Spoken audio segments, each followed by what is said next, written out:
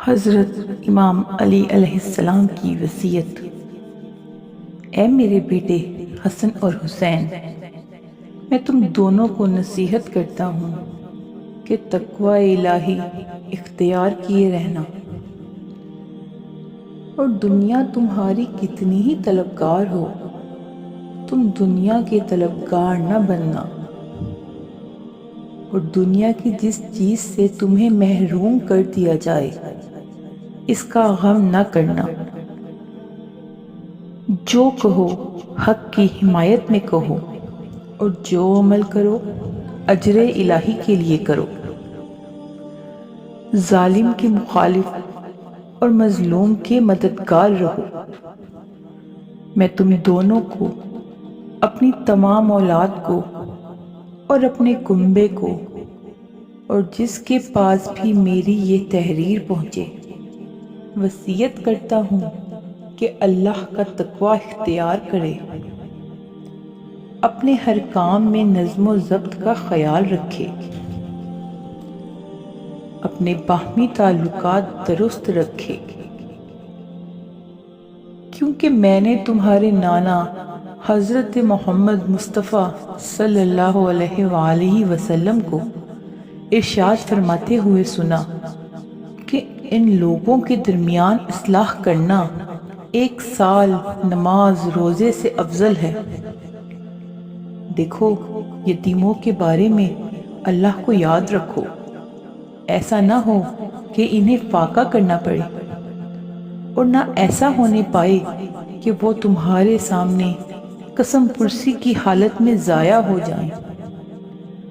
اور خدا سے ڈرتے ہوئے اپنے پڑوسیوں کے حقوق کا خیال رکھنا، کیونکہ وہ تمہارے نبی کی وصیت کے مطابق ہے۔ آپ برابر ان کے بارے میں وصیت و نصیحت فرماتے رہے، یہاں تک کہ ہمیں گمان ہوا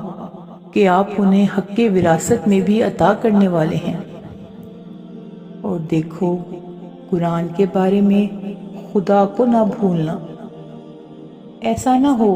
کہ وہ لوگ اس کے احکام پر عمل کرنے میں تم سے آگے نکل جائیں۔ نماز کے بارے میں اللہ سے ڈرتے رہو، کیونکہ یہ تمہارے دین کا ستون ہے، اور خدا را اپنے پروردگار کے گھر کو جب تک جیتے رہو خالی نہ چھوڑنا، کیونکہ اگر اسے چھوڑ دیا گیا تو تمہیں مہلت نہیں ملے گی اور بلا میں گرفتار ہو جاؤ گے۔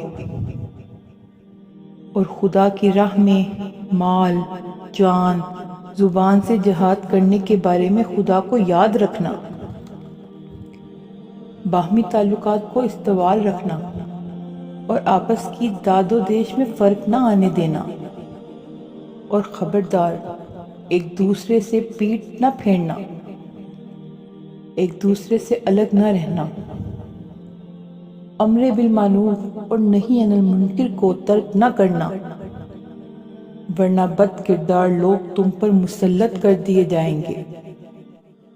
پھر دعائیں بھی مانگو گے تو قبول نہیں ہوں گی۔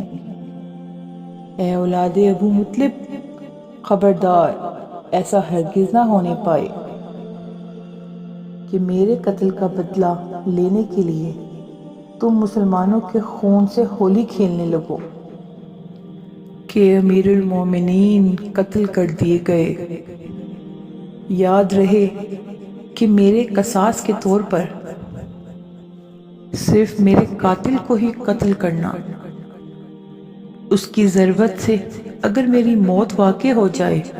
تو قاتل کو 1 ضربت کے بدلے 1 ہی ضرب لگانا،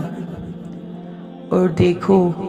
اس شخص کی لاش مسلح نہ کی جائے، اس کی لاش کی بے حرمتی نہ کی جائے، کیونکہ میں نے رسول خدا صلی اللہ علیہ وآلہ وسلم کو فرماتے ہوئے سنا ہے کہ خبردار، کسی لاش کی بے حرمتی نہ کرنا، اگرچہ کاٹنے والا کتا ہی کیوں نہ ہو۔ اے میرے بیٹے حسن، میں تم سے کچھ بات کرنا چاہتا ہوں۔ آج کی رات میری عمر کی آخری رات ہے، جب میرا انتقال ہو جائے تو مجھے اپنے ہاتھوں سے غسل دینا اور کفن پہنانا، اور تم خود میرے کفن و دفن کا انتظام کرنا اور میری نماز جنازہ پڑھانا، اور رات کی تاریکی میں شہر کوفہ سے دور پوشیدہ طور پر مجھے دفن کرنا تاکہ کسی کو اس کی خبر نہ ہونے پائے۔